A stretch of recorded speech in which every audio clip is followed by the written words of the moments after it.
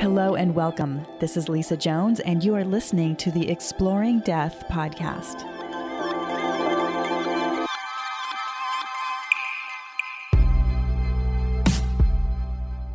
Hello, it's Lisa Jones with the Exploring Death podcast, and today I have with me Ginny Jablonski.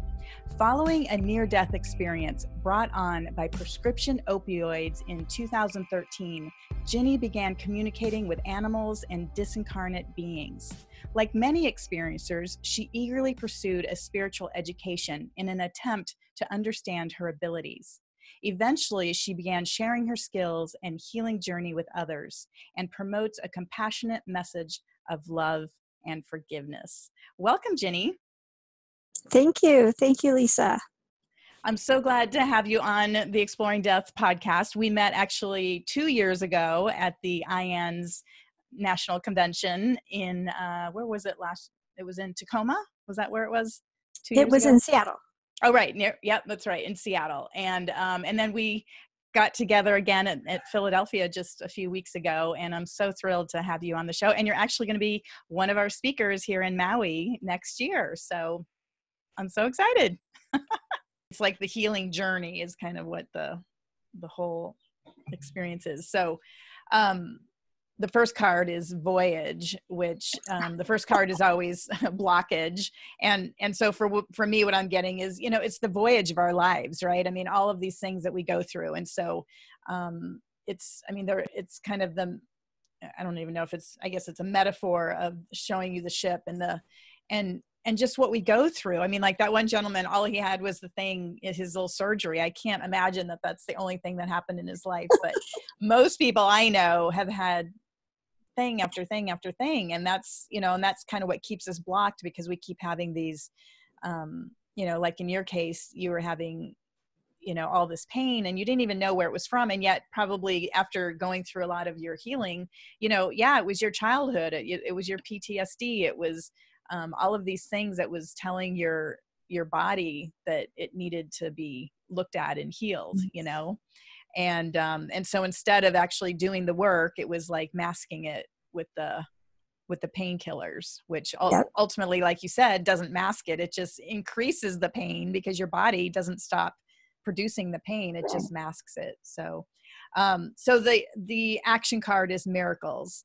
And I love that, because basically what it's saying again is it's like, you need to go create. The miracles are out there, but you need to be open to them. You need to be aware and open your eyes to them, because they're all around us. And again, as you mentioned, you had no idea about alternative healing. All you knew was to go to the doctor and to listen to what they have to say. And that was my experience when my husband was sick for 7 years with lymphoma.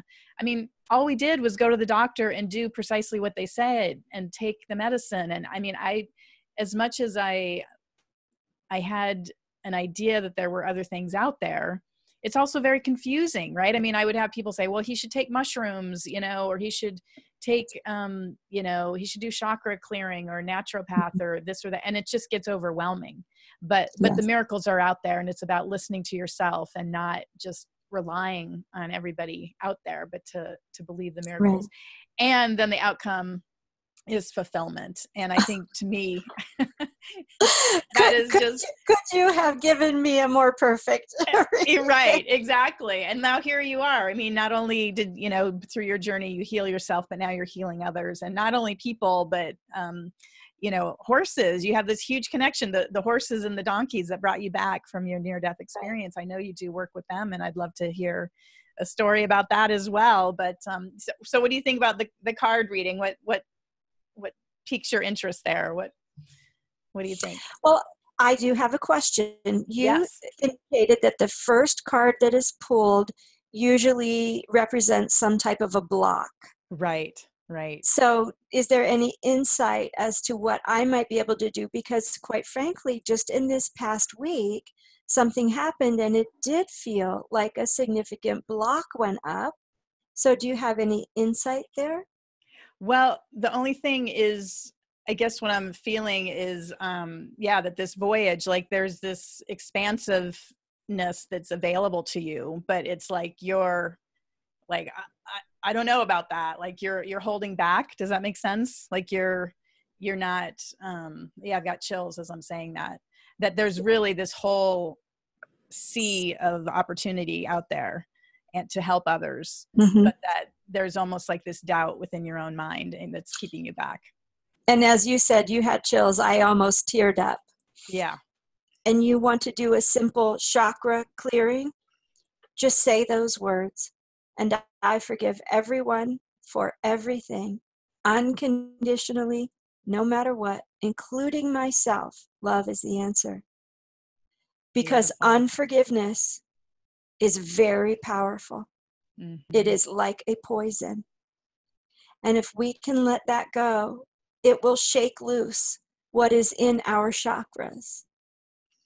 So beautiful. Wow, Ginny, thank you so much. This has been such a great conversation, and I feel like we could go on, and you know, I'll have to have you back again for another conversation, but thank you so much for sharing your journey and what a gift you are to humanity. And I'm so glad that those horses and donkeys begged you to stay, and that here you are helping so many people with your amazing healing gifts. well, thank you very much. And I would love to come back if you ever want to really dive into the opioid journey. I would love to do that. Or if you want to talk about the work that I do with horses, I would love to do that as well. Fantastic. Thank you so much. And we will have all your links on the website so people can find you and connect with you. So thank you so much. And for you listening in, be sure to stay tuned as I'll be pulling cards for you up next.